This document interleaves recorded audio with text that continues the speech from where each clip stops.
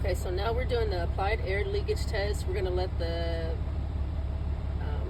truck build up to the max air pressure, which is going to be given off the primary gauge, which is the white one. That's for the truck, and the trailer is the secondary, the blue gauge.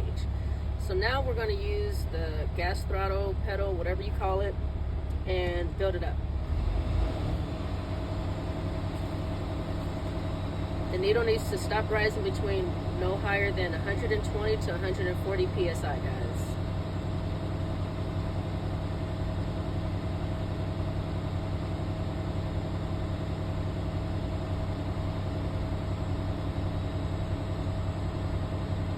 Yes, it's a slow crawl. No one's perfect. It's not about how you start, it's about how you finish. Yeah.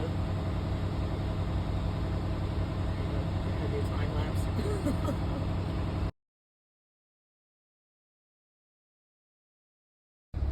Next, we're going to shut off the engine and turn the key on to the battery on or battery position without restarting the engine.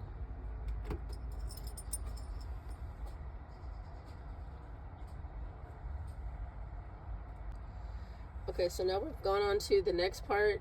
The needles have been swept, and now we're going to release the parking brake, which is the yellow, and the trailer air supply red, and we're going to wait for the needles to stabilize. The truck is in neutral. So let's push this yellow one in. Give it a moment. Push the red one in. And the needles are stabilizing.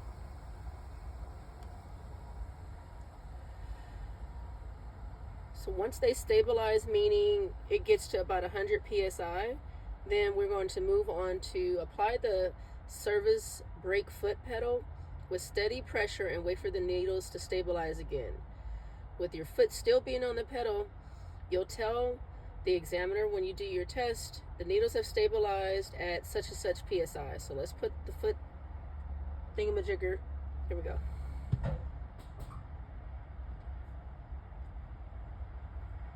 Roughly, the needles, the primary and secondary gauges have stabilized at 100 psi. And ask the examiner to start a timer for 1 minute, keeping the same amount of pressure on the service foot brake pedal throughout the whole test. Tell the examiner where the primary gauge needle is after if you've had any air loss, and you cannot lose more than 4 psi in 1 minute. So we're starting the timer. The same amount of pressure is on the gate, the service foot brake. Gonna speed this up. And we did not lose more than 4 psi. We lost 1 psi in the 1 minute. This is a good test. Okay, next, guys, we're going to move on to the low air warning, and we're going to reduce the air pressure by pumping the service brake pedal until the warning activates either by light indicator on the dash or buzzer. The low air warning will activate when the key is in the on or battery position. Keep in mind that both of these are pushed in, okay? So by consistently pumping the brakes, that's what we're going to do, okay?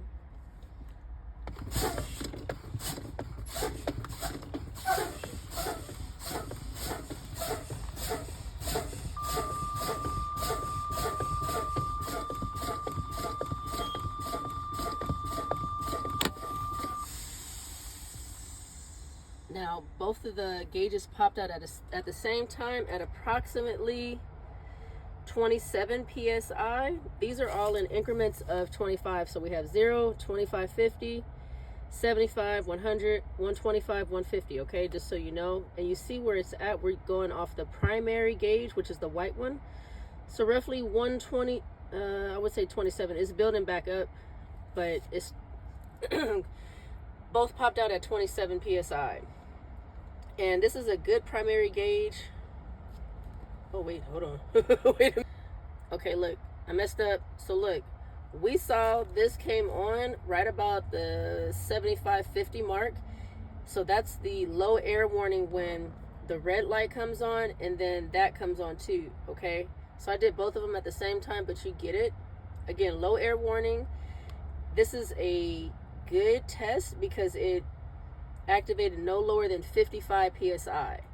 So then I went ahead and did the spring brake test at the same time, and I identified that both of the brakes, the parking brake and the trailer air supply, both popped out at 27 psi. And this is a good test because it did not pop out lower than 20 psi, guys. Okay. All right, so now we're going to build up the air pressure and we're going to do the air gauge test. We have to get it to 85 to 100 psi within 45 seconds. So here we go.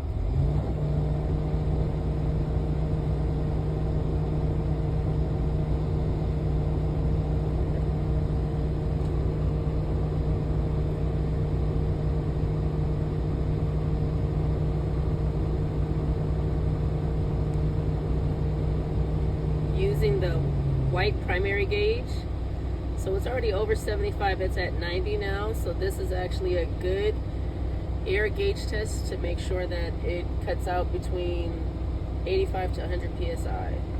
But now let's go ahead and build it back up so that we hear the governor cut out. Okay.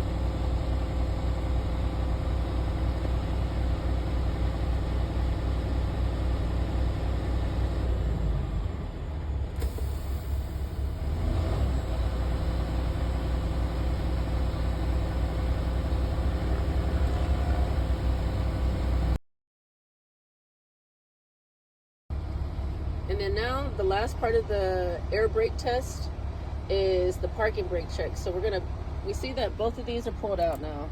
Yes, pulled out. And then we're going to put the truck in drive. Put your foot on the brake.